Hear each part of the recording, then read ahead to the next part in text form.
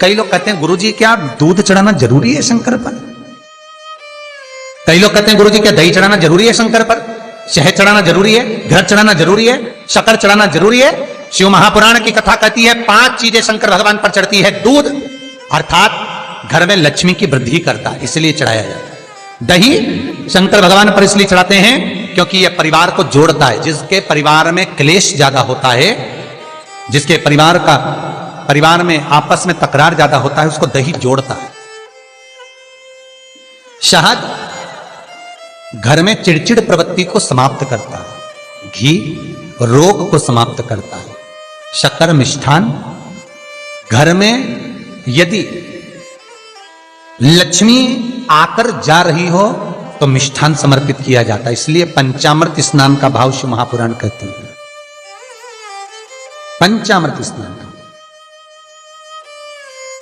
भगवान, इसलिए 5 चीजें शंकर को समर्पित हैं। दूध, दही, घृत, शहद, शक्कर अर्थात मिष्ठान। शक्कर से मूलतः यहां शिव महापुराण में शक्कर नहीं लिखी है, मिष्ठान। अब लोग शक्कर पीस कर अभिषेक करते हैं, परंतु मिष्ठान अर्थात गाय के दूध से निर्मित कोई मिठाई और उस मिठाई से भगवान शंकर का अभिषेक। अब लोग भले शक्कर रखने लगे शंकर जी के अभिषेक में, पर यहां शक्कर नहीं लिखा है, यहां मिष्ठान।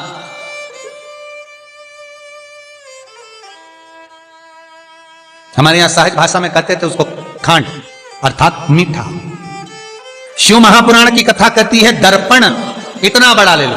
बंदर वाला अगर दर्पण वाली नहीं तो इतना बड़ा दर्पण लो, हनुमान जी के मंदिर में जाकर, क्योंकि हनुमान शंकर का ही अवतार है।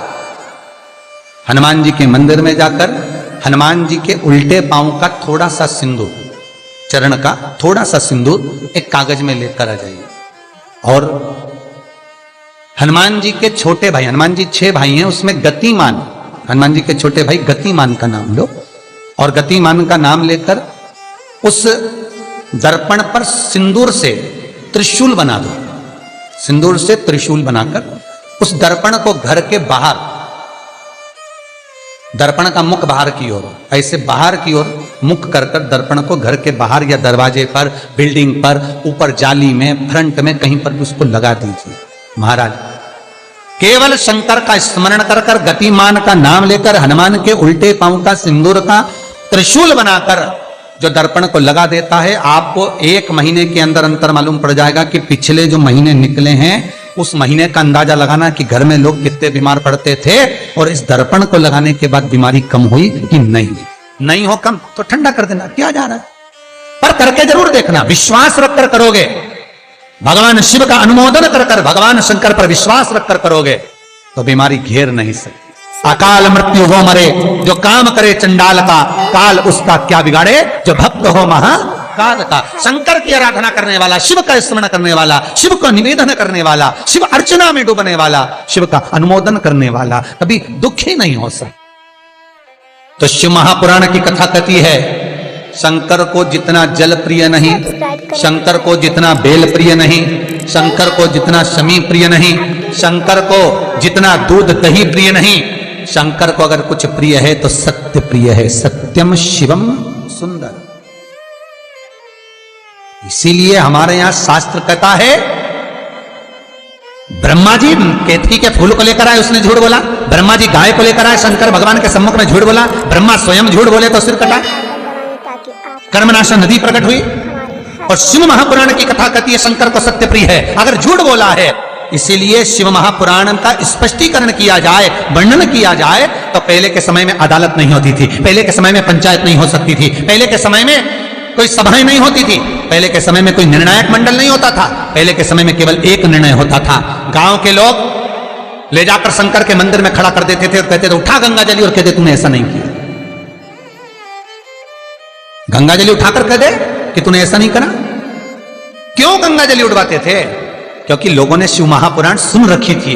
शिव महापुराण में श्री वेद व्यास जी वर्णन करते हैं कि शंकर के मंदिर में, शंकर के ओटले पर, शंकर के मंदिर के अंदर, शिव की चौखट पर, शंकर के अनुमोदन में शिव महापुराण के अंतर्गत शंकर के अनुमोदन में शिव मंदिर में शिव चौखट पर अगर कोई भूल से भी झूठ बोल देता है तो उसकी जिंदगी नरक जैसी निकलती है महाराज। इसीलिए कहते तो उठा गंगा जली और कह दे तूने ऐसा नहीं उठा, बोल दे। आपके भी जीवन में अगर किसी को कष्ट है, फिर निवेदन करूंगा, मंदिर में अगरबत्ती भले मत लगाओ, मंदिर में दीप भले मत जलाओ, मंदिर में पेड़ा भले मत चढ़ाओ। अगर आपके मोहल्ले में, आपके पड़ोस में, आपके परिवार में, आपके नजदीक में अगर कोई दुखी है, कष्ट में है, उसको यदि प्रेम की वाणी भी बोल ली है, एक रोटी भी प्रेम की खिला दी, किसी के चेहरे पर इस्माइल ला दी, तो मंदिर में दिया जलाने के बराबर है। मंदिर में दीप जलाने के बेलपत्र भगवान माता पार्वती के अश्रु से है, रुद्राक्ष भगवान शंकर के अश्रु से है, शमी पत्र उमा और महेश्वर भगवान शंकर के विग्रह के सुख से जो जल प्रकट हुआ है, उस जल से शमी की उत्पत्ति है। दोनों के मिलन से, दोनों के मिलन से। जैसे एक मुखी से लेकर 14 मुखी तक रुद्राक्ष होते हैं, आपको पहले भी कथा में कहा, एक मुखी से लेकर 14 मुखी तक रुद्राक्ष होते हैं। सभी रुद्राक्ष का अपना अपना एक मंत्र होता है, अपनी अपनी एक साधना होती है जिसके अनुसार रुद्राक्ष काम करता है। एक मुखी रुद्राक्ष लक्ष्मी की वृद्धि के लिए होता है। कभी मौका मिले तो एक मुखी रुद्राक्ष का दर्शन करना। पर एक मुखी रुद्राक्ष जितना छोटे से छोटा होता है, जितना छोटे से छोटा होता है, उतना सुख दे। एक मुखी रुद्राक्ष लक्ष्मी की वृद्धि के लिए होता है, कार्य सिद्धि के लिए होता है। कोई भिखारी से भिखारी, गरीबड़े से गरीबड़ा भी अगर धारण कर ले, उसके घर में एक मुखी रुद्राक्ष अगर प्रवेश कर जाए तो सुख का अनुभव करा देता है, संपदा का अनुभव कराता है, सरस्वती का भाव प्रकट करता है, वैभव का भाव देता है। एक मुखी रुद्राक्ष का मंत्र है ओम ह्रीं नमः, ओम ह्रीं नमः। ये लक्ष्मी के लिए होता है महाराज। दो मुखी रुद्राक्ष बांधा को हरता है। कोई तकलीफ आ रही है, कोई प्रशासनिक कार्य है, कोई काम नहीं हो रहा, फाइल आगे नहीं बढ़ रही, बहुत तकलीफ आ रही है, तो दो मुखी रुद्राक्ष जो व्यक्ति धारण करता है उसका कार्य सफल होता है। दो मुखी रुद्राक्ष का मंत्र है ओम नमः। दो मुखी रुद्राक्ष का शिव महापुराण में जो मंत्र दिया है ओम नमः, विदेश्वर संहिता के अंतर्गत शिव महापुराण में रुद्राक्ष के 14 मुखी रुद्राक्ष के मंत्र दिए हुए हैं। आप शिव महापुराण नहीं पढ़ सकते तो मंत्र लिख लें। दो मुखी रुद्राक्ष का मंत्र है ओम नमः। तीन मुखी रुद्राक्ष विद्या प्राप्ति के लिए होता है।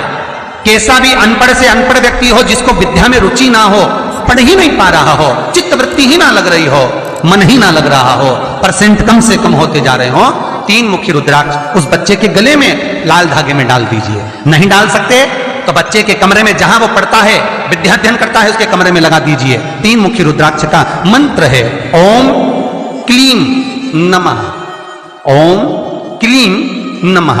ये तीन मुखी रुद्राक्ष का मंत्र है। इन मंत्र को कैसे सिद्ध करना है वो आपको 14 मुखी के रुद्राक्ष के पूर्ण होने पर वर्णन करके। तीन मुखी रुद्राक्ष का वर्णन है ओम क्लीं नमः। चार मुखी रुद्राक्ष खोई हुई वस्तु को प्रदान कर देता है महाराज। यदि कोई वस्तु आपकी खो गई है, कोई सामान आपका रखा गया नहीं मिल रहा, चार मुखी रुद्राक्ष को एक चावल की कटोरी में, अक्षत की कटोरी में घर के केंद्र बिंदु में रख दीजिए महाराज। चार मुखी रुद्राक्ष 2 रात्रि तक रखा रहेगा। तीसरी रात्रि को खोई हुई वस्तु आपके घर में कहीं पर भी प्राप्त हो जाएगी, पर होगी, मालूम पड़ जाएगा कि वस्तु यहां है।